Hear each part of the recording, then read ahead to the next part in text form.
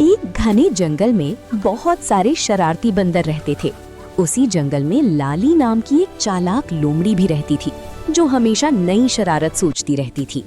गांव का मेहनती किसान रामू दिन रात अपने खेत में मेहनत करता था, लेकिन पेड़ों पर बैठे बंदर उसकी फसल पर नजर लगाए बैठे थे।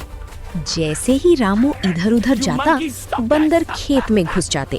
कोई केले तोड़ता, कोई सब्जियां फेंकता और सब मिलकर जोर जोर से हंसते। एक दिन लोमड़ी लाली ने बंदरों से कहा, अगर हम सब साथ मिल जाएं, तो रामू को और ज्यादा परेशान कर सकते हैं। ये सुनकर बंदर खुशी से उछल पड़े। अगली सुबह बंदर रामू के घर पहुंच गए। कोई कपड़े चुरा रहा था, कोई रोटियां लेकर भाग रहा था और पूरा घर हंगामे से भर गया। उधर लोमड़ी लाली मुर्गियों के दड़बे के पास पहुंची।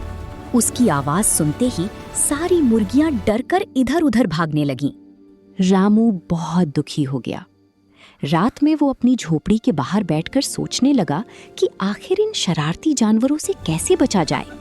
अगली सुबह रामू ने खेत में ढेर सारे केले और मीठे फल रख दिए, लेकिन उन फलों के नीचे एक बड़ा जाल छिपा हुआ था।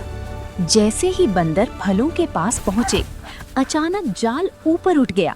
सारे बंदर उसमें फंस गए और डर के मारी जोर जोर से चिल्लाने लगे। लोमड़ी लाली ये देखकर डर गई और तेजी से भागने लगी, लेकिन उसका पैर फिसला और वो सीधे एक गहरे गड्ढे में जा गिरी। अब बंदर और लोमड़ी दोनों डर चुके थे। वे हाथ जोड़कर रामू से बोले, हमें माफ कर दो, अब हम कभी किसी को परेशान नहीं करेंगे। रामू का दिल बहुत अच्छा था।